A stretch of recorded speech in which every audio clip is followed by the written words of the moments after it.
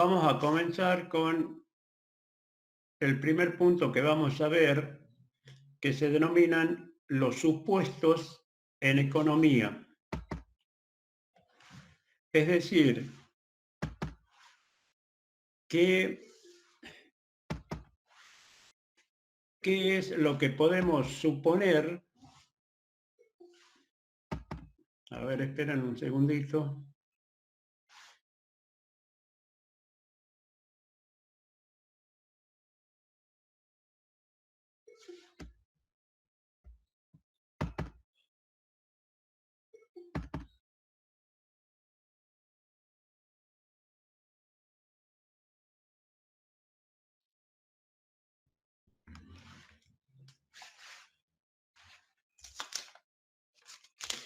Bien, vamos a suponer entonces, el primer punto que vamos a ver es de los supuestos en economía. ¿Para qué se utilizan supuestos?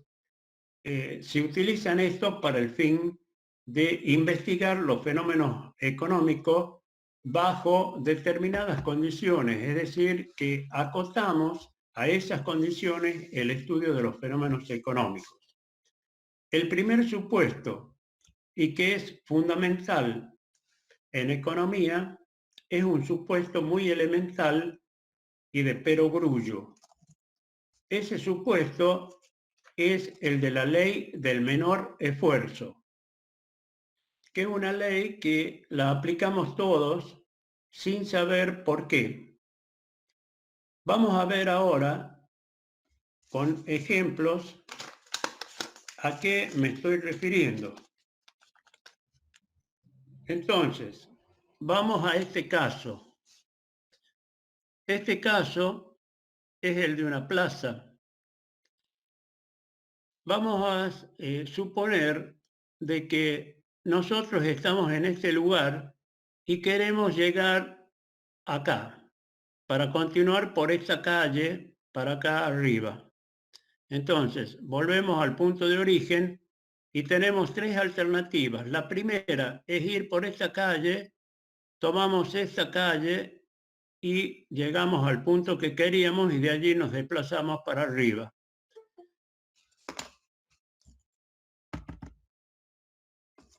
De la misma forma, la segunda alternativa que tenemos es también parecida a la primera, es ir por esta calle y luego tomar esta y continuar.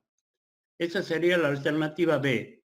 Y la alternativa C la tendríamos que atravesamos la plaza para llegar a este punto. La plaza, como toda plaza, es cuadrada, tiene esta caminaría que nos permite atravesarla. Y en el medio tenemos, como toda plaza también, una estatua. Ahora, yo les pregunto a ustedes, ¿cuál de los tres caminos es el que ustedes tomarían? El A, que bordea acá, el B, que hace lo mismo pero de esta forma, o el C, que cruza así. El C. El C. El C. El C. Bien. Los demás. El C. El C. El C también, profe. El C, profe. Bien. Parece que tenemos casi unanimidad en el C. Por el C, más bien dicho. Vamos ahora a establecer por qué causa es que elegí la alternativa C. ¿A qué se debió? ¿A qué se debe? Es más corto. Claro, se recorre menos distancia para llegar al punto. Porque voy a llegar Bien. más rápido a mi destino. Bien, si llegas más rápido es porque lo que estás buscando es ahorrar tiempo. Sí. Bien. ¿Qué otras razones tienen? ¿O qué más pueden agregar los que contestaron que toman usan la alternativa C.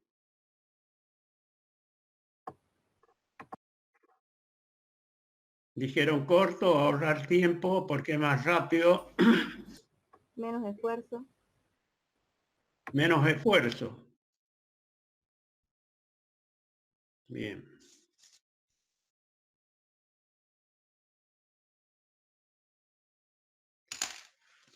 Ahora, ¿por qué es que eligen esta alternativa? Economía tiene mucho de intuitivo. Intuitivo, esa es la palabra. Intuitivo porque tomamos decisiones o adoptamos posturas que las tomamos como válidas sin saber por qué son válidas o si no lo son.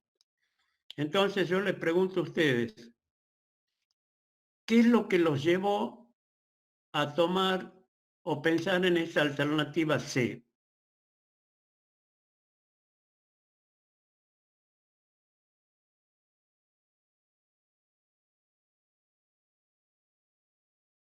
Todo es cuántico, todos somos parte de un gran sistema y todo está relacionado. Entonces, ¿qué conocimientos que el común de la calle no los tiene por cuanto no pasaron por ninguna facultad o por una escuela secundaria y que atraviesa la plaza en diagonal porque supone que es el mejor camino, Profe, pero no sabe por qué lo hace? ¿Me entienden lo que les estoy preguntando? Es decir, ¿en qué está basado? Pitágoras, profe. ¿Qué dice? Que el cuadrado de la hipotenusa es la suma del cuadrado de los catetos. Ajá. Es decir, que la suma de los lados, si tomamos como triángulo nada más, que serían dos triángulos, pero tomemos uno, la suma de los lados es igual a la hipotenusa o la diagonal. La suma de los lados al cuadrado es igual a la hipotenusa al cuadrado. Ajá. ¿Profe? Sí. Eso, la suma de los lados puedo decir que va a ser menor que la hipotenusa. Entonces, yo voy a tomar el camino C, porque Sí. si recorro el camino A como el camino B, voy a llegar más tarde, puesto que si yo recorro el primer lado, más el segundo lado va a ser mayor que la misma hipotenusa. Ahí te entiendo, porque al principio es como que dijiste al revés. Es decir, que si yo sumo ambos lados, estos dos lados, Sí. es mayor la cantidad de metros que lo que importa lo que es la hipotenusa, o en este caso en la plaza la gente la denomina la diagonal. Claro, la diagonal. Exactamente. Es decir, que nosotros conocemos desde el punto de vista teórico por qué lo hacemos. La otra gente, lo podríamos probar con cualquiera, lo hace porque es algo común que lo tiene incorporado porque lo hacen otros y que tal vez nunca se puso a pensar en qué está basado realmente y si alguien lo estudió. Es decir, nosotros sabemos de que realmente esto está estudiado y que responde a lo que es álgebra y análisis matemático. Perfecto. Bien. Entonces, adoptamos la plaza porque nos hace ahorrar tiempo, obviamente es el camino más rápido, nos insume menos esfuerzo que los otros, obviamente, porque más corto, es lo que hemos contestado con respecto a este punto. Vamos ahora a este otro punto, o a este otro caso. Este otro caso nos muestra una carretera en donde tenemos vehículos que están detenidos acá por el semáforo, que obviamente debe estar en rojo para que estos vehículos estén parados. Pero hay un vehículo que viene en movimiento, que es este, que se aproxima. La pregunta que les voy a hacer es, si durante las próximas 40 cuadras vamos a continuar en línea recta, sin doblar ni a la derecha ni a la izquierda, ¿cuál de las tres posiciones adoptamos? Esta posición, la 1, esta posición acá, la 2, o esta posición, la 3. ¿Cuál de las tres posiciones adoptamos?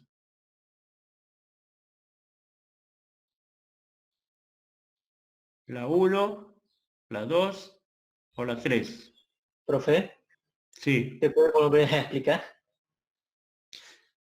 Bien, acá estamos viendo que es una carretera con 3 carriles o una avenida. Un semáforo que obviamente está en rojo por cuanto estos vehículos están detenidos. Hay 2 acá en cada uno de estos carriles y acá hay uno más en este carril central. Y por este carril viene circulando, porque este está en movimiento, y esta persona que va manejando dice, ¿en cuál carril me coloco? ¿Acá, acá o acá? Bueno, este vamos a denominar el carril 1, me pongo en el carril 1, en el carril 2, o bien espero en el carril 3. ¿En cuál de los 3 me coloco? En el tercero. El tercero, ¿cuál sería para vos? Porque El que tiene dos autos más separaditos. Ese. este, Sí. bien. ¿Los demás en qué carril se colocan? Porque supuestamente el carril más rápido. Ajá. Sí, lo que pasa es que yo lo estoy viendo al revés, pero es lo mismo, no importa. En el del medio, profe. En el del medio, vos te colocarías acá detrás de estos dos, perdón, automóviles o vehículos. ¿Quién más contesta?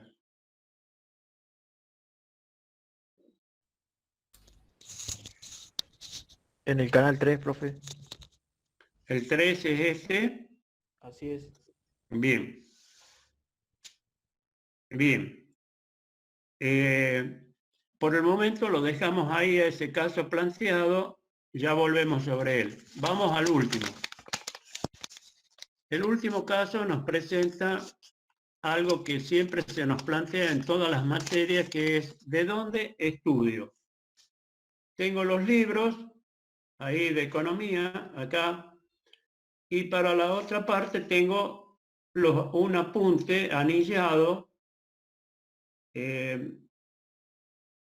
realizado por alumnos y que fue pasando de mano en mano porque es un buen apunte.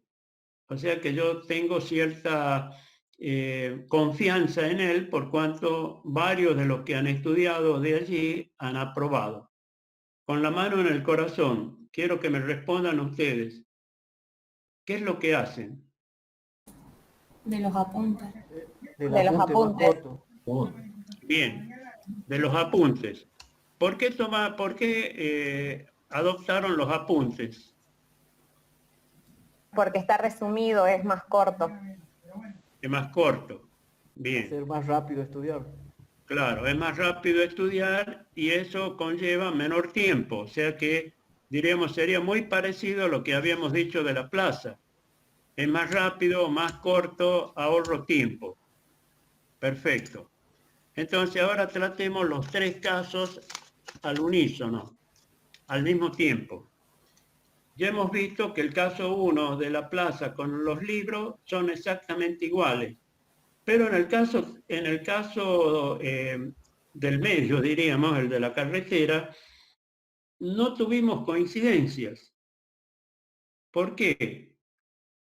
Porque acá ustedes me señalaron que podrían situarse en este lugar o bien acá. Bien, normalmente la mayoría de los conductores diría el 99,9 se va a situar acá en donde no hay ningún obstáculo. Si no, ustedes pregúntenselo a los que manejan moto, ¿por qué razón se ponen acá sobre de la senda peatonal adelante de todos los autos? Bien, pero aparte de eso, de que ellos y que uno busca que no haya obstáculos delante de uno, hay otra razón. Y la razón es que este camino de acá es más corto que cualquiera de los otros. El que le sigue en orden es este. Y el que le sigue después sería este, porque este es el más largo comparado con el primero. Y este está también, tiene metros de diferencia, perdón, ubicándonos acá con respecto a esto. Entonces, este camino me permite a mí, el camino más corto hacia adelante, es más rápido y obviamente me permite ahorrar tiempo. Si bien es cierto lo que ustedes han manifestado de que el carril más rápido sería el otro, pero si yo me ubico acá, lo que hago es picar en punta y luego me voy incorporando en la medida de las posibilidades hasta que retomo el carril este más rápido, pero ya voy solo y sin obstáculos. Bien, es decir, lo que han aplicado en los tres casos no es otra cosa que la ley que dijimos hace un momento, que es la ley del menor esfuerzo. ¿Por qué? Porque un recurso importantísimo que uno tiene es el tiempo. El tiempo, lo decía un ex profesor ya fallecido de nuestra querida tecnológica, el ingeniero Gastón Mercó, que era profesor de sistemas y organizaciones, él decía que el tiempo es lo más caro porque se paga con la vida. Por lo tanto, hay que aprovecharlo. Bien, entonces, hay que cuidar ese recurso que es el tiempo y por esa razón es que nosotros aplicamos siempre esa ley del menor esfuerzo en todo lo que vamos a hacer, tratando de ahorrar en general recursos, no solo tiempo, sino cualquier otro tipo de recursos. Bien, ahora, acá tienen mi mano y lo que acabamos de decir está acá. Esta es la ley del menor esfuerzo. Pero yo la estoy mirando desde otra parte, desde otro lado, de esta otra cara, y para mí esa ley yo la puedo expresar de otra manera, mucho más efectiva y entendible que decir la ley del menor esfuerzo. ¿Cuál sería? Que sería lo opuesto a esa ley. ¿Cómo la llamaría? ¿Del máximo esfuerzo? No. Bueno, está bien lo que decís vos, sería lo opuesto, pero por un lado tenemos menor esfuerzo, la ley del menor esfuerzo, que traducida sería la ley del menor costo, ¿ah? Porque los recursos, los esfuerzos que gastamos son en realidad costos que incurrimos. Entonces, la ley del menor esfuerzo sería la ley del menor costo. Mirándola de acá, ¿cuál sería? Observándola del otro lado, ¿cómo la podríamos llamar? Si no es menor, De mayor tiene que costo. ser mayor. ¿Pero mayor qué? Beneficio. Mayor beneficio, correcto, porque lo opuesto a los costos. Y es lógico, si estoy en una empresa y deseo ganar más, que es maximizar el beneficio, lo que voy a hacer es comprimir los costos. Entonces, si yo consigo bajar los costos, todo lo que he conseguido bajarlo se traduce en beneficio. En otras palabras, la ley que estamos aplicando nosotros no es nada más ni nada menos que el gran supuesto que hay en economía, que es la ley del máximo beneficio. Esto significa que las empresas, por ejemplo, las empresas existen porque desean obtener ganancias o beneficios o utilidades, que es lo mismo.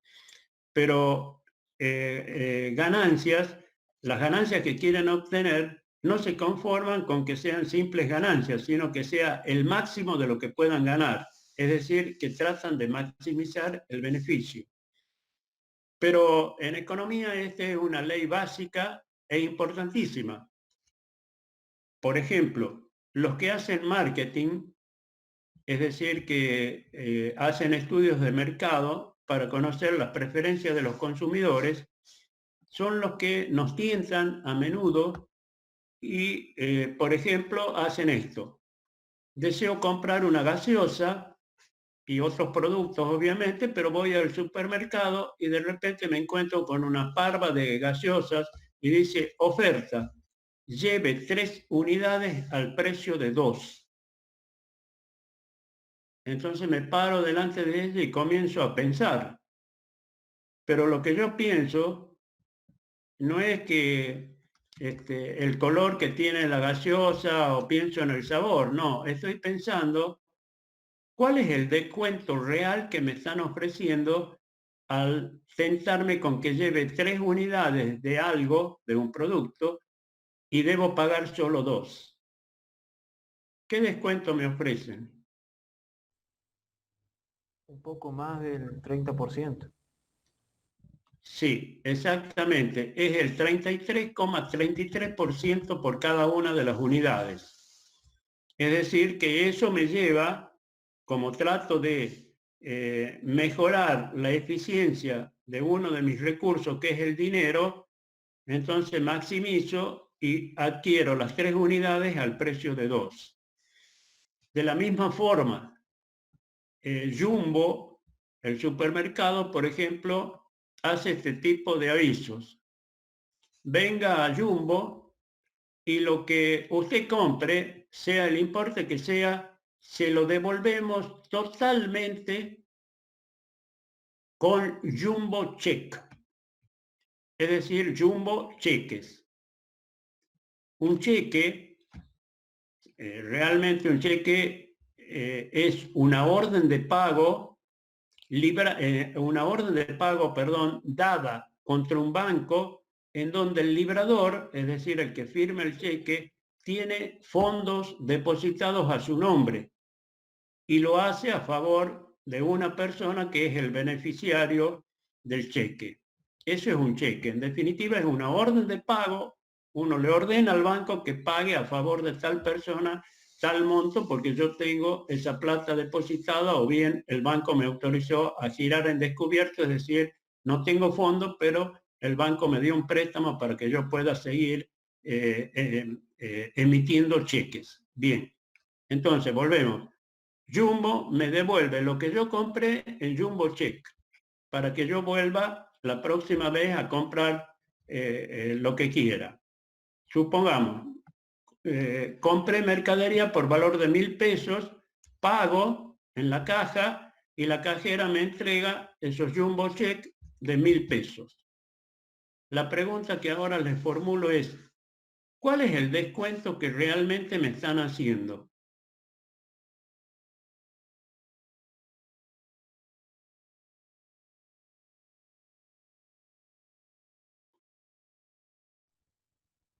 Puede ser, profesor, que nos estén haciendo un 50%, porque estaríamos Claro. volviendo a comprar el mismo importe.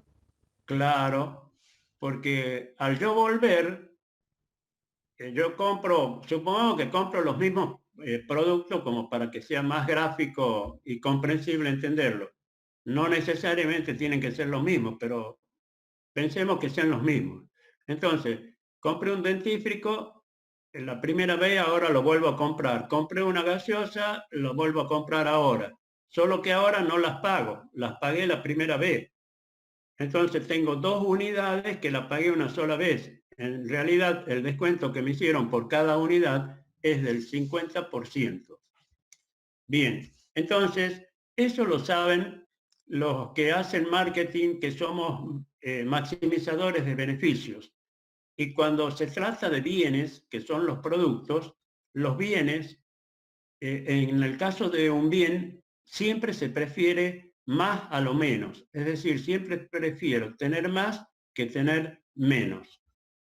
Bueno, es decir, somos maximizadores de beneficios y por lo tanto aparece un nuevo género humano, no un nuevo género, sino una nueva especie humana, porque estaba el Homo sapiens, ahora aparece el Homo economicus. Es decir, el hombre económico, el hombre maximizador de beneficios. Eso somos. Somos hombres maximizadores de beneficios. Siempre estamos buscando el beneficio. Y no solo el beneficio, sino maximizar el beneficio. Bien. Ese es uno de los supuestos básicos que existe en la ciencia económica.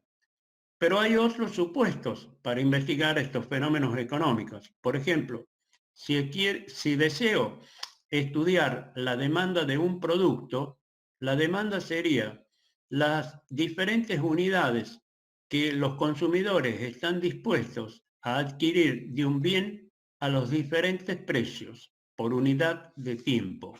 Entonces, si yo deseo estudiar esa demanda, lo tengo que hacer considerando que hay algunas variables que afectan a esa demanda y por lo tanto tengo que aislarlas. Es decir, voy a suponer que determinadas circunstancias o condiciones permanecen constantes. Es decir, no deben cambiar. Por ejemplo, los gustos y preferencias que tienen los consumidores. En segundo lugar, no debe cambiar lo que gana el consumidor, es decir, su ingreso monetario. Y en tercer término, no debe variar, no debe cambiar el precio de los bienes relacionados. ¿A qué se denominan bienes relacionados? Los bienes que se relacionan son aquellos que son o sustitutos o bien complementarios. Bienes sustitutos son aquellos que reemplazan en el consumo a otros bienes cuando aquellos subieron de precio. Ejemplo, sube el precio de la manteca y la gente consume margarina. Sube el precio de la carne de vaca y la gente consume pollo o consume cerdo y hay miles de sustitutos de la carne vacuna. Bien, los bienes complementarios, el mismo nombre nos está advirtiendo, nos está guiando, nos está dando la información sobre lo que son. Es decir, si son complementarios, quiere decir que se complementan. Por lo tanto, esto significa que se consumen conjuntamente. El pan con la manteca, el pan con la mermelada, la galleta con el dulce, el jamón con el queso, el dulce con el queso, el café con leche, el té con azúcar, el té con edulcorante, el fernet con coca, el whisky on the rock, o sea, el whisky en la roca, que sería el whisky con hielo, etc.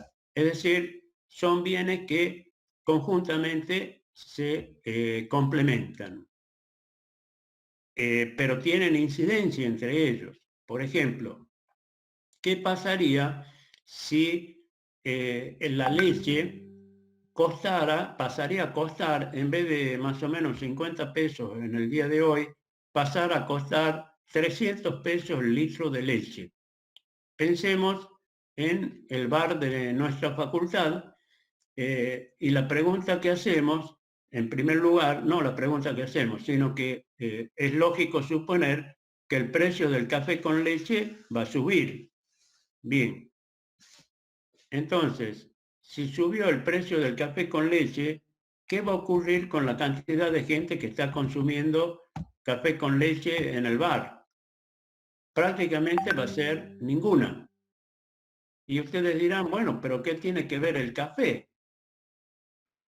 Si lo que subió es la leche. Y bueno, justamente, al subir el precio, el bien que se complementa, que se consume conjuntamente con el otro, afecta al consumo del otro y lo hace subir de precio.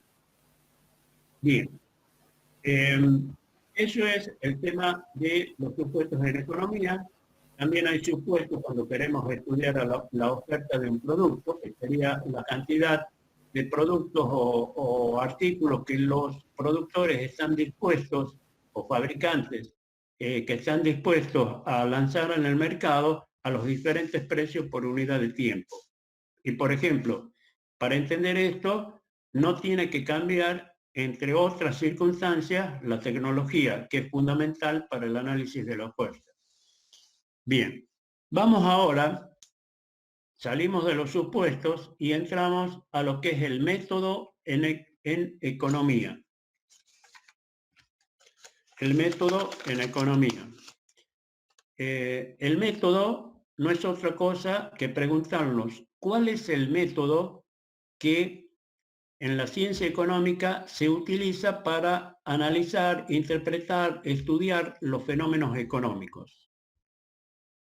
Y es el método científico, el método que se aplica. Y este método científico tiene simplemente 3 pasos. El primer paso es la abstracción. Es decir, observamos algo de la realidad y lo llevamos a un lenguaje abstracto. Ustedes conocen perfectamente esto porque son hombres de sistemas y saben que en programación existen lenguajes que lo que hacemos son justamente utilizar abstracciones para de esa manera ordenar procesos, procedimientos, órdenes en definitiva, a través de los programas al hardware o computadora, o sea que ejecutan lo que nosotros decimos. Bien, estamos usando un lenguaje que obviamente es algo abstracto. En segundo lugar, lo que tenemos que hacer es la formulación. La formulación sería que necesitamos formular hipótesis de trabajo, o sea, la formulación de hipótesis de trabajo. Por ejemplo, una abstracción sería: observamos el fenómeno de la cuarentena. Entonces, vamos a abstraerlo y decimos el SARS COVID-19. El SARS-2 COVID-19. SARS sería síndrome agudo respiratorio severo. 2, porque ya hubo el SARS-1, y luego estaría COVID-19, que sería año 19, y COVID, el virus. Bien. Entonces, la abstracción sería que observamos eso. En segundo lugar, formulamos una hipótesis de trabajo y decimos, en alrededor o en 7 meses, el 80% de la población habrá contraído, quiera o no, el virus COVID-19. Ahora, vamos al tercer paso, la contrastación, es decir, la contrastación empírica de las hipótesis. ¿Qué es contrastar? Contrastar es comparar, cotejar, es decir, como que yo pongo diferentes pesos en platillos de una balanza y voy comparando. Entonces, pero esa contrastación de las hipótesis lo tengo que hacer desde el punto de vista empírico, porque dije contrastación empírica de las hipótesis, que sería que lo empírico es vía de la experiencia, es decir, que tengo que cotejarlo con la experiencia. Entonces, tomaré la experiencia de Italia, de España, de China, y veré si realmente en 7 meses se ha contagiado el porcentaje que yo formulé. Es decir, las hipótesis, al ser contrastadas, pueden probar su validez o no, pero nunca invalida que la hipótesis desde el punto de vista científico siga siendo válida, porque para este caso en particular no se verifica, pero para otros casos sí se verifica. Entonces, eso es el método que se utiliza en economía. 3 pasos: abstracción, formulación y contrastación. Para investigar se utiliza lo que se denomina la econometría, para investigar obviamente en economía. La econometría sería la mezcla de las matemáticas, la estadística y la economía. Por eso es fundamental que estadística sea una correlativa de esta materia, porque ustedes tienen que manejar los términos estadísticos para poder abordar cuestiones económicas. Bien, entonces, dijimos que para investigar usamos la econometría. Hasta allí estamos bien. Ahora, ¿en qué ámbito investigamos? Por ejemplo, si quiero investigar sobre convertir un líquido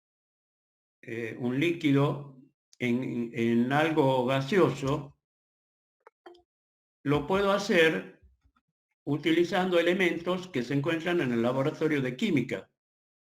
Si quiero investigar sobre las lentes, si quiero investigar cómo afecta la gravedad a los cuerpos, entonces lanzo una pluma al aire y luego lanzo una moneda y observo, puedo medir, utilizar aparatos, instrumentos, etcétera. En definitiva, puedo hacer investigaciones y realizar pronósticos. Para eso uno investiga, para entender comportamientos, conductas. Bien, tengo el laboratorio de física. Si quiero hacer lo mismo en sistemas, tengo el laboratorio de sistemas. Si quiero probar la resistencia de los materiales en un cable símil plomo que se utiliza en casas de familia con energía eléctrica de media tensión o de alta tensión, lo puedo hacer en el laboratorio de eléctrica, bien digo. Y si quiero investigar algo con respecto a nanotecnología, lo puedo hacer en el laboratorio de electrónica. Bueno, y así en el de mecánica también puedo investigar sobre motores, sobre transmisiones, etcétera. Es decir, que puedo, también está el laboratorio de construcciones, en donde puedo probar la resistencia de materiales que se utilizan en la construcción de un puente. Ustedes deben haber visto en un puente que cuando uno camina por sobre del puente, encuentra de repente un hueco cilíndrico. Y ese hueco cilíndrico, ¿a qué se debe? Es que se ha extraído esa cantidad de cemento de allí, ese cilindro, como están, cuando uno está por entrar a la facultad o ingresa, están esos pequeños postes de cemento deteniendo que la puerta no se cierre, la puerta de entrada, de acceso.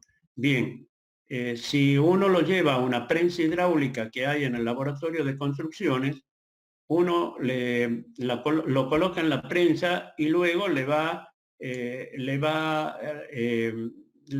asignando presión, es decir, fuerza a ese cilindro de cemento, hasta que llegue un momento en que se desintegra, se empieza a resquebrajar y se desintegra. Como eso se puede medir en kilos y en toneladas, ahí determinamos la resistencia que tiene ese material con el uso que tiene ese puente. Bien. Expresado todo esto, este parangón que hice con las diferentes disciplinas del conocimiento científico, ahora repasemos llevando nuestra mente al acceso de la facultad y tratemos de buscar el laboratorio de economía. Ingresemos por la parte central, están las oficinas, hacemos las escalinatas, están los cursos, las aulas que están en el pasillo central, tomamos la escalera del fondo, subimos al primer piso, de nuevo encontramos aulas, encontramos para el frente el aula Zoom, volvemos a subir al siguiente piso y exactamente encontramos lo mismo. No encontramos el laboratorio de economía, encontramos tal vez otros laboratorios. Si vamos a la parte nueva, la construcción nueva, vamos al subsuelo, recorremos lo mismo, hacemos el primer piso, el segundo piso y exactamente recorremos toda la facultad y resulta que el laboratorio de economía no hay, no existe físicamente. Será culpa de nuestro decano Fabián Soria, que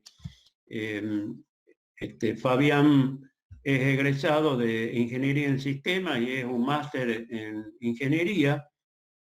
¿Será que no se preocupó, a pesar de haber sido alumno como ustedes, de que tuviéramos un laboratorio para investigar? Y no solo él, sino los anteriores decanos que pasaron por la tecnológica, y además en todas las tecnológicas que no conozco a todas, pero son 29 regionales, tampoco hay un laboratorio de economía. Entonces, ¿qué es lo que ocurre acá? La pregunta entonces, ¿cuál es el laboratorio que tenemos para entender, para interpretar los fenómenos económicos? ¿Dónde está? Entonces, con un ejemplo, vamos a ver en dónde se encuentra el laboratorio que dispone la ciencia económica. Ezequiel Pérez Herrero creo que todavía está vivo, un investigador de la Universidad Complutense de Madrid, España. Él con un grupo de investigadores realizó una investigación, valga la redundancia, en el archivo de Indias, que está en las Islas Canarias en las Antillas, y este proyecto de investigación, que fue financiado por el gobierno español, era de 300.000 euros, y estamos hablando de hace 20 años atrás. El resultado de esa investigación que hizo, que no di el título yo, ¿qué era lo que investigaba? Él investigaba los fenómenos de integración económica y política en América. Fenómenos de integración económica y política en América. ¿Para qué estudiaba esto? Para interpretar y deducir qué puede ocurrir con los fenómenos de integración que hay en la actualidad y qué duración tienen y qué ocurre después. Si es que esto dura para siempre o de lo contrario en algún momento se rompe. Entonces, lo que estaba estudiando él es justamente lo que tiene que ver con el mercado común del sur, que sería el Mercosur, que lo formamos en el año 1991, lo formó Argentina, Brasil, Paraguay y Uruguay. Y que en Europa fue el mercado común europeo, que hoy es Comunidad Económica de Naciones. Es decir, que luego de que los países se unen, los estados se unen, se genera un bloque económico primero y luego un bloque político. Es decir, desaparecen las fronteras interiores y de repente se forma un solo bloque. No se olviden que el pasaporte que uno puede, si es que tiene suerte de sacarlo en Europa, nos da la ciudadanía europea. No nos da solo la ciudadanía española, italiana o alemana, sino ciudadanía europea. Somos ciudadanos de Europa. Por lo tanto, no nos afectan la frontera entre los países porque es como que desaparecieron. Bien. Entonces, Ezequiel Pérez Herrero estudió esto en el archivo de Indias para ver si en el pasado existen antecedentes de ello. Y así descubrió que los antiguos virreinatos, como el virreinato del Río de la Plata, el virreinato del Alto Perú, las colonias del Sacramento, que eran portuguesas, eran verdaderos mercados comunes, por cuanto las mercaderías, los minerales, podían circular libremente sin pagar impuestos en esos territorios, en esos virreinatos o en las colonias del Sacramento que eran portuguesas. Eran virreinatos. Ustedes tal vez podrían decir, bueno, pero virreinatos eran, no eran mercados comunes. Pero es aquí que existía realmente un mercado común andino, así se denominaba, que comprendía parte de Bolivia, que en ese momento Bolivia tenía salida al Pacífico, parte de Ecuador y parte de Colombia y de Venezuela. Eso formaba el mercado común andino. Ya allá por el año 1400, 1500, estamos hablando de una friolera de 5 centurias, es decir, más de 500 años. Bien. y lo hicieron justamente para favorecerse a raíz de propiciar el traslado de mercaderías y de bienes sin ningún tipo de arancel en ese vasto territorio, y además también las personas pueden moverse libremente en ese territorio y poder educarse en diferentes partes y a su vez trabajar, como sería también en el Mercosur. Nosotros en este momento, por ejemplo, ustedes que están estudiando ingeniería en sistemas, podrían ir a estudiar en una universidad brasileña y lo que ustedes estudiaron acá tiene validez como materia allá.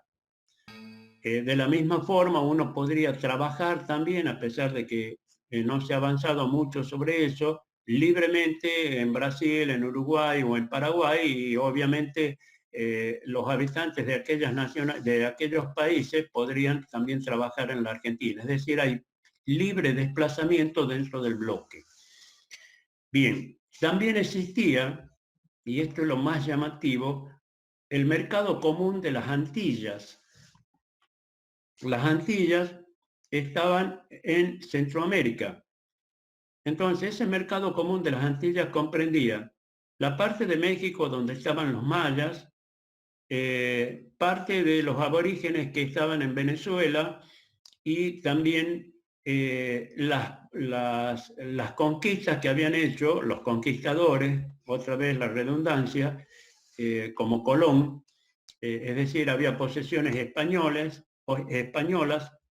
posesiones francesas como la isla de San Martín, posiciones holandesas ahí en las Guyanas, posiciones inglesas también. Bueno, es decir, miren el crisol, ese mosaico de razas, de lenguajes, de lenguas que existía en aquel momento, y no obstante hablaron un lenguaje común para ponerse de acuerdo y favorecer el comercio como bloque entre esos lugares para que no existiera ninguna restricción, ningún arancel que impidiera o que encareciera el comercio entre esos lugares y habitantes. Bien, es decir, que lo que pasa hoy ya había ocurrido en el pasado. Tal vez muchos entendíamos de que esto era nada más que fruto de la maduración propia de las sociedades que luego van buscando formas mejor de organización y lo hacen. A Pérez Herrero se le preguntó, el Mercosur, ¿qué va a ocurrir con el Mercosur? Bien, es decir, en cuanto al tiempo de duración. Y dijo él, estos fenómenos duran entre 80 a 120 años y después se rompen. Entonces, le preguntamos, ¿y cuando se rompen? Por ejemplo, en el Mercosur, esos 4 países vuelven a la geografía política que tenían originalmente antes de constituirse como bloque, o se balcanizan y se disgregan, se parten en menores unidades. La respuesta fue contundente. Argentina, específicamente, se va a dividir en 3 estados totalmente independientes uno del otro. Un estado va a ser el norte, otro va a ser el centro y otro va a ser el sur. Piensen en nuestro país, yo a medida que voy diciendo esto estoy imaginando la Argentina y viendo las provincias del norte, las del centro y las del sur.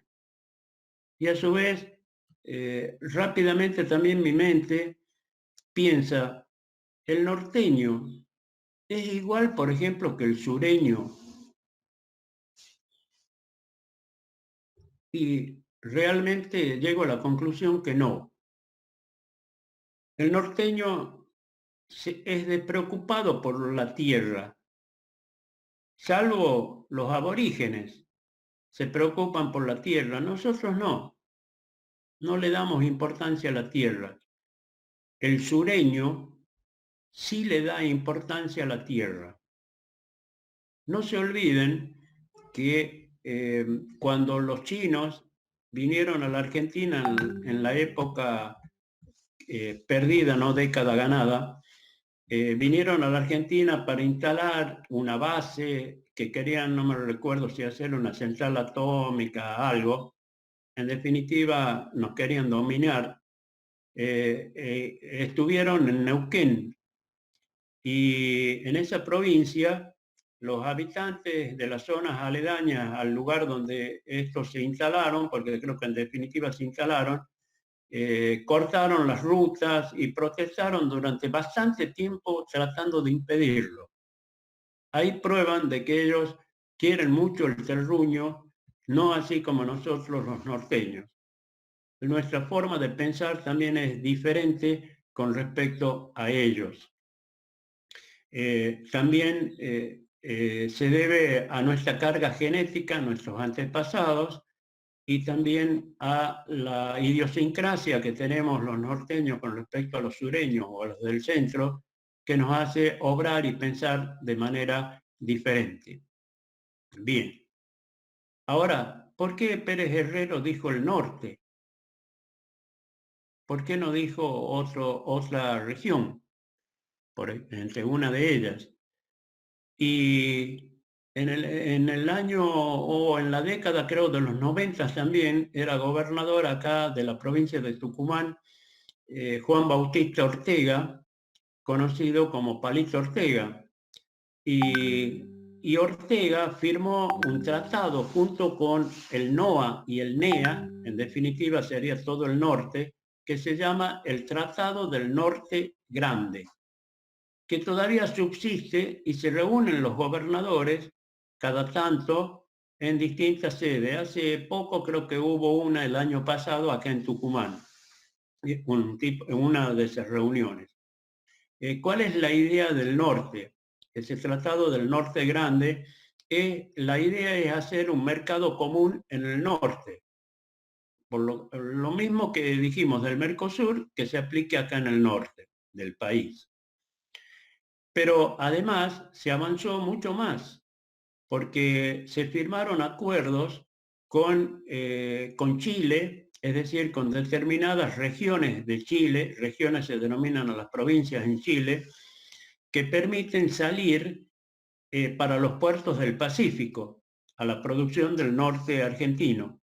Y se firmaron también acuerdos con estados brasileños, se denominan a lo que serían las provincias de Brasil, como el estado de Río Grande do Sul y Santa Catarina, para salir a San Pablo, al puerto de San Pablo, también con las producciones del norte.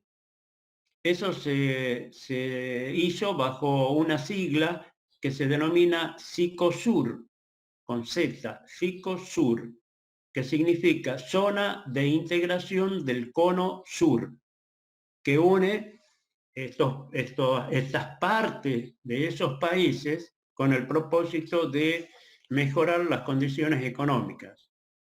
Piensen ustedes, transportar la producción argentina del norte, diríamos, no argentina, del norte, al puerto de Buenos Aires y luego ir hacia Europa es hacer una U. Es decir, que nos sale caro hacer este trayecto de esta manera. En cambio, rumbear hacia el norte, hacia San Pablo, y sacar por el puerto de San Pablo, Brasil, las producciones hacia Europa, nos hace ahorrar recursos que gastamos en flete. De la misma manera, si queremos acceder a los puertos, es decir, acceder a las regiones del Pacífico, del Asia, Japón, tenemos que mandar la producción a Buenos Aires y de allí, por barco, tiene que llegar hacia abajo de la Argentina, atravesar el Cabo de Hornos, el pasaje de Drake, y de allí subir por el Pacífico y llegar al Asia. En cambio, saliendo por las regiones chilenas de Puerto Caldera, creo, no me recuerdo si es Valparaíso, cuál es el puerto que está también allá arriba, uno sale directamente hacia los puertos del Pacífico. Imagínense el ahorro de recursos y la ventaja, que sería ventaja comparativa desde el punto de vista económico, que obtendríamos. Maravilloso. Bien, a lo que voy es que Pérez Herrero no se equivocó cuando habló de que Argentina se puede, cuando termine el Mercosur, dividir en 3 estados independientes. La prueba es que los del norte estamos pensando eso y no lo hemos incluido a los del centro ni tampoco a los del sur. Bien. ¿Qué ocurre? Bueno, ya dije de que cuando termina el Mercosur, lo que va a ocurrir es que se balcaniza un país, se divide en esas regiones que se deben a su carga genética, su raigambre cultural, su idiosincrasia, etc. Bueno, en definitiva, ¿para qué abordé todo esto? Porque estábamos tratando de dilucidar en dónde está el laboratorio de la economía. Y ya lo tienen ustedes a la respuesta con el ejemplo. El laboratorio de la economía está en nada más y en nada menos que en la historia. La historia es lo que documenta el pasado del hombre, el pasado del ser humano. Es decir, que estudiando en la historia podemos llegar a comprender y a pronosticar, a interpretar los fenómenos que hoy ocurren en la realidad. Es decir, que ese gran laboratorio que tiene la economía no es nada más ni nada menos que la historia. Bien, vamos ahora, salgamos ya de esto que fue el método en economía y volvamos a analizar esa primera definición así muy común de economía que dieron algunos economistas que dijeron que la economía es la ciencia de las elecciones. Es verdad, continuamente estamos decidiendo, estamos tomando decisiones, como que nos ponen contra de la pared siempre. Ustedes tomaron una decisión ahora, si están en clase o no se hacen visibles, es decir, no asisten a clase. Como yo también tomé la misma decisión, podría haber hecho otras cosas, no sé, dormir la siesta, dictar otra materia, leer un libro, ponerme a ver televisión, salir a trotar, que está hermoso el tiempo, jugar al pádel, no sé. Es decir, miren todas las cosas que podría haber hecho y me decidí por dar clases. Así como ustedes también desecharon otro, entonces continuamente en nuestra vida estamos tomando decisiones. La pregunta es, ¿de qué manera y de qué forma podemos tomar siempre buscando la mejor decisión? Eso significa que debemos evaluar las alternativas. Ustedes en análisis de sistemas vieron que se pueden analizar alternativas, por el criterio de la eficacia y por el criterio del costo. Nosotros vamos a usar siempre el criterio del costo, es decir, vamos a comparar los costos con los beneficios de esas alternativas. En otras palabras, vamos a comparar las ventajas y las desventajas, los pros y los contras, para decidir cuál alternativa tomar. Por ejemplo, si quiero practicar un deporte, pensaré cuál es la ventaja que tiene la práctica de ese deporte y cuál es la desventaja que posee. Por ejemplo, quiero jugar al tenis y la ventaja que tiene el tenis es que me permite mantenerme en forma, en estado físico, tener un cuerpo estilizado, sentirme con energías, sentirme bien con uno mismo, conforme. Bien, esas son las ventajas. ¿Cuáles son las desventajas que tiene el tenis? En primer lugar, es un deporte que puede presentar, nos trae problemas en las articulaciones. Por ejemplo, las articulaciones del hombro, el codo, el famoso codo del tenista, las muñecas. Miren a Del Potro cuántas veces lo han operado de las muñecas, las caderas, las rodillas, los esguinces de tobillo, los tobillos. Nalbandián también, el tenista cordobés de Unquillo, tuvo problemas en la cadera. Creo que Nadal también tenía un problema en la cadera que lo mantuvo un tiempo alejado de los courts. Es decir, bueno, esos son los problemas. Y así podría comparar con el rugby también, con el fútbol. Es decir, todo lo que querramos hacer en términos de deporte tiene su pro y su contra. Una vez que conozca eso, elegiré qué deporte hacer en función de las circunstancias, de la oportunidad y de las ventajas que creo que son mayores que las desventajas y elegiré esa alternativa. Bien. Ahora pensemos ya económicamente y vamos al caso de una familia. Una familia compuesta por 4 personas, es decir, padre, madre y 2 hermanos, un varón y una mujer. El padre entonces dice, bueno, vamos a hacer el presupuesto para el mes de septiembre. Veamos los ingresos. Trabaja el padre y la madre, entonces anotan ahí cuáles son los ingresos que entran. Bueno, ¿qué vamos a hacer con este dinero?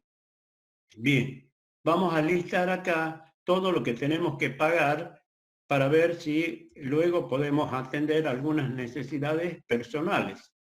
Bueno, pagamos, en primer lugar vamos a pagar la cuota de la casa porque tenemos un préstamo inmobiliario cuando la compramos. En segundo lugar, y así vamos detallando, tenemos que comer los 30 días del mes. Entonces, ¿cuánto vamos a gastar en el súper? ¿Cuánto gastaremos por día para comprar la carne, las verduras, etcétera? Bueno, ¿cuánto vamos a gastar en educación? ¿Cuánto vamos a gastar en transporte? ¿Cuánto vamos a gastar en los servicios que usamos? La energía eléctrica, el gas, el agua, los servicios de telecomunicaciones como internet, wifi, etcétera. Luego también vamos a listar cuánto vamos a gastar en términos de recreación, términos recreativos. Bueno, sumamos todo, comparamos con los ingresos y resulta que nos queda un superávit. Un superávit, hablando ya técnicamente, es la diferencia que existe, cuando hablamos ya a nivel país, entre los recursos, que serían los ingresos que dispone el país, provenientes de impuestos, aranceles y otras regalías. Entonces, la diferencia entre los recursos menos los gastos, que sería el gasto público. Si los recursos son mayores que los gastos, obviamente lo que obtenemos es un superávit financiero. A la inversa, es un déficit financiero. Bien, entonces, hay ese remanente que es un superávit. Entonces, ahora vamos, siéntense acá cada uno y quiero que digan qué es lo que quiere cada uno hacer este mes. Entonces, el padre dice, miren, yo quiero que me compren quiero renovar la raqueta de tenis porque la que uso ya está desencordada, tiene problemas, quiero comprarme una nueva. Y también deseo comprarme un pantalón de verano, ya que miren el calor que hace ahora, que estamos en invierno todavía, lo que nos espera para diciembre, para enero o para febrero. Entonces necesito renovar los pantalones que tengo y quiero comprarme un pantalón de verano. La madre dice, miren, yo lo que quiero es comprarme una cartera, una Louis Vuitton, y comprarme unos zapatos al tono de la cartera, y además deseo que me paguen el gimnasio para que yo rebaje todos los kilos a raíz de la cuarentena y del invierno que aumenté, de manera tal que cuando llegue enero y nos vamos de vacaciones, tenga un cuerpo realmente lindo para exhibirlo en la playa. Bien, el hijo dice, bueno, yo lo que quiero es que me compren unos textos de economía, unos libros que necesito para seguir estudiando en la facultad, porque estoy cursando economía, pero además tengo las zapatillas ya gastadas, necesito que me compren unas zapatillas, y además que quiero comprarme un pantalón también vaquero ajustado como se usa ahora. Bien, la hija dice, yo lo que necesito es comprarme un vestido de fiesta, porque todas mis compañeras comienzan a cumplir años, la mayoría ahora, y ya estoy harta de ir con el mismo vestido a las fiestas y que por lo menos necesito un vestido más para ir. Y no quiero solo el vestido, quiero también los zapatos que estén al tono con el vestido. Bien. Y además quiero de que me prevean un dinero extra porque los días jueves nosotros hacemos una juntada con todas las compañeras y bueno, salimos y quiero que contemplen eso también. Bien, se valoriza todos esos deseos de cada uno y de repente sumamos, restamos en realidad de los ingresos que tenemos de remanente y ahora estamos con déficit. Es decir, que los gastos que pensamos hacer son mayores ya de lo que nos quedaba de ingreso. Ese déficit tenemos dos caminos para cubrirlo. Uno es endeudarnos. El otro es recortarlos. Bien. Entonces, si elegimos el camino del endeudamiento, que yo considero el peor camino, ¿por qué? Porque lo que uno hace es disminuir los ingresos futuros, el ingreso futuro. O sea, si hoy ingresan a la familia 60.000 pesos y este mes tuvimos un déficit de 10.000, quiere decir que el mes que viene, esos 60.000 que ingresan, le tengo que restar 10.000 ya por lo que tengo comprometido para pagar el excedente que saqué de la tarjeta, si no los intereses me comen. Entonces, quiere decir que lo que estoy haciendo en la medida que me endeude, estoy hipotecando mi futuro. Mi futuro va a ser peor que el presente que estoy viviendo. Bien, esto es importante saberlo, porque eso implica que uno sabe manejarse y tiene conducta cuando maneja una tarjeta de crédito o cuando pide prestado. Entonces, ¿qué vamos a hacer? Es recortar los gastos. Perfecto. Como los gastos de la casa no los podemos recortar, pues no vamos a decir vamos a andar en la oscuridad y vamos a tener una vela y andaremos así, no usaremos internet, todo para que ahorremos lo que pagamos en eso y en luz, para que podamos comprar todo lo que tenemos. No se obra así. Lo que se hace es afectar los comportamientos y las conductas de los demás. Por ejemplo, el padre dice, yo necesito comprar nada más que la raqueta, pero voy a prescindir del pantalón. La madre dice, bueno, yo voy a comprar los zapatos nada más, la cartera la dejaremos para más adelante, pero quiero que me paguen el gimnasio. Perfecto. El hijo dice, no, el padre decide y dice, bueno, hijo, vos te vamos a comprar los libros que quieres, el material que buscas, pero lamentablemente no te compraremos ni las zapatillas ni lo que vos deseas también. Y vos, hija, te vamos a comprar todo a vos. Y listo, terminó todo, nos sentamos a almorzar y cuando estamos almorzando el hijo está así, con cara de perro, enojado y comiendo a desgano. Entonces la madre le dice, hijo, ¿qué te pasa? ¿Qué problemas tienes? ¿Y qué problema voy a tener yo? Acá siempre yo soy la oveja negra de la familia. Soy el entenado y la hija preferida, claro. Ella le dan todos los gustos. Y yo, un pobre imbécil que vive estudiando y que nunca le compran lo que él quiere. Se enojó. Es decir, que cuando tomamos decisiones, siempre afectamos las conductas y comportamientos de los demás. Esto es importante siempre considerarlo, pero lamentablemente las decisiones se deben tomar. Entonces siempre tenemos que tratar de tomar las mejores decisiones en función de las oportunidades que tenemos. De la misma manera que lo que ocurre con las personas o con la familia, también ocurre a nivel de un país, porque pensemos, el Estado Nacional es el padre y la madre. Las provincias son los hijos, las 23 provincias. Entonces, el gobernador de Jujuy manifiesta, miren, yo necesito construir 2 hospitales más de forma urgente porque el tema del COVID nos está matando.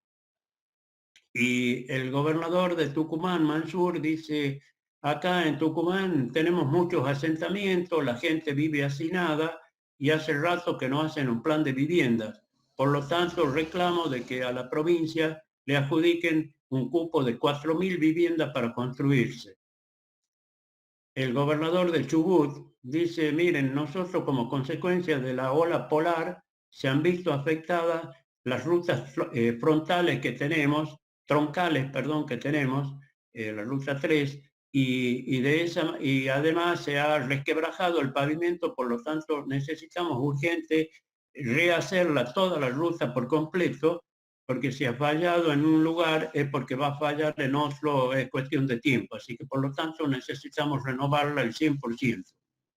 Pero a su vez el gobernador de San Juan dice, miren, nosotros necesitamos construir una nueva universidad y hacer un hospital más y también varias escuelas. Bien, el gobernador de Buenos Aires dice, miren, nosotros tenemos que reacondicionar el puerto de Buenos Aires a nuevo para volverlo eficiente y no en la manera en que hoy lo tenemos. Bueno, y así cada una de las provincias va expresando sus necesidades. El presupuesto, se reúnen todos y el presidente mira el presupuesto y dice los recursos que tenemos son tantos y nos queda esto. Bien, ¿cómo priorizamos? Y bueno, prioricemos, le demos a Jujuy lo que desea, le demos a Chubut también lo que desea y a San Juan. Y el resto de la provincia ya quedarán para el presupuesto del año que viene o en los sucesivos presupuestos. Entonces los gobernadores se violentan y dan un portazo y dicen, ah, claro, les dieron a ellos porque las provincias nuestras son entenados porque no comparten el signo político del gobierno de turno. Como ellos son del mismo signo político, claro, se las arreglan ellos y nos funden a nosotros.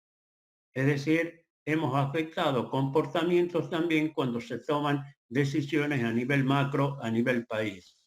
Entonces, esa es la importancia que tenemos que considerar cuando en economía decimos que economía es la ciencia de las decisiones y para tomar decisiones hay que saber hacerlo. Es decir, saber cuáles son las alternativas para elegir y cómo vamos a establecer las prioridades en función de trabajar con la razón costo-beneficio, ver los pros, los contras, las ventajas y las desventajas. Bien, con eso hemos terminado la clase de hoy. Si quieren hacer alguna pregunta, lo pueden hacer en este momento. Veo que hay 32 alumnos que están participando de la clase, así que, bueno, los escucho.